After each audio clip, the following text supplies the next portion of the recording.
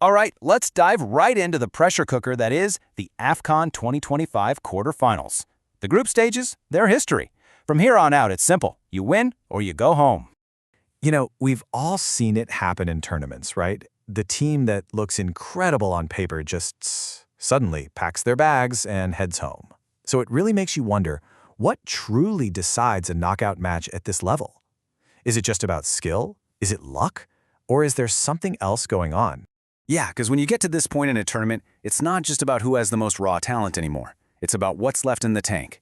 We're talking about pure physical fatigue after a grueling few weeks, how deep your squad really is, and, maybe most importantly, the discipline to stay cool when the pressure is on. So, let's get into it. The quarterfinals, they're just a completely different beast.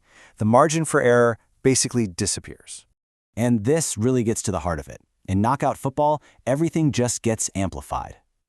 All of a sudden, things like managing the game clock and having fresh legs to bring off the bench become just as critical, if not more so, than having a superstar on the field. So, our first match is a perfect example of this whole dynamic. It's a classic clash, really. A team with unstoppable momentum facing a team that might just be running on fumes. We're talking about Mali versus Senegal. Now, this is a massive quarterfinal, but you've got two teams coming into it from completely different places, both physically and honestly emotionally. And just look at this number, 15. That says it all, doesn't it? That is Senegal's incredible unbeaten streak coming into this game. They are an absolute machine right now, like a fortress that nobody can seem to break down. So, okay, why is everyone so high on Senegal? Well, besides that insane 15-game run, you have to look at Mali's situation. They are just physically drained after playing a brutal 120 minutes with only 10 men in their last match. And to make things even worse, they're missing a key defender because of a suspension. Senegal, on the other hand, they've got the squad depth and the big game experience to exploit those exact weaknesses. But hey, no match is a sure thing, right? The biggest risk here is that Mali's path to an upset is their defensive strength. They could just park the bus, frustrate Senegal, sit deep, and try to drag the match out for as long as possible. It's a classic underdog move that, let's be honest, could actually work. All right, let's switch gears to our second match. This one looks less like a battle of physical endurance and more like a high-stakes tactical chess match. And here we have Cameroon taking on Morocco. The feeling around this game isn't that it's going to be some wide-open, chaotic shootout. No, the expectation is for a tight, controlled, and super strategic battle where one single mistake could decide the entire thing. You know, on paper, Morocco definitely seems to have the edge here. First off, they've got a massive home advantage playing in Rabat. They've also been consistently dangerous going forward, and they're masters at controlling the pace of a game with their possession. Meanwhile, Cameroon is coming into this one a bit weakened, missing some of their key attacking weapons.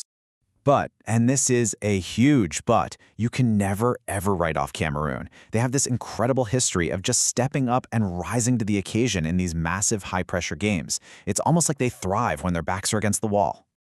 So yeah, Morocco are the favorites to win. But what if you're looking for a totally different angle on this game? What if the winner isn't actually the most interesting question to ask here? Well, think about the logic here for a second. Why might this be a low-scoring game?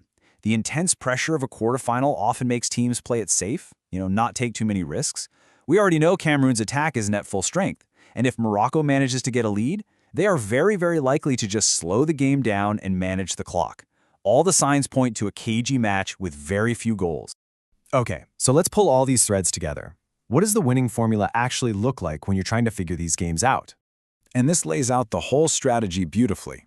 Senegal to win is the top banker pick. That's based on their incredible form and Mali's obvious fatigue. Morocco to win is seen as strong value, especially with that home support. And that under 2.5 goals pick for the Cameroon-Morocco game, that's your solid cover, just playing the percentages on a tight defensive match. So if you remember anything from our little breakdown today, make it these 3 simple rules for knockout football. First, you have to respect fatigue. It is a massive, and I mean massive, factor. Second, you have to understand the unique, suffocating pressure of these games. And third, choose your focus to fit how the match is most likely to actually play out. And all of this leaves us with one final, big question to chew on. In a game that's decided by inches, by one little mistake or one single moment of brilliance, what really matters more? Having fresh legs to burn in the final 10 minutes, or having that unbreakable will to win, no matter what? The answer to that could be what decides who lifts the trophy.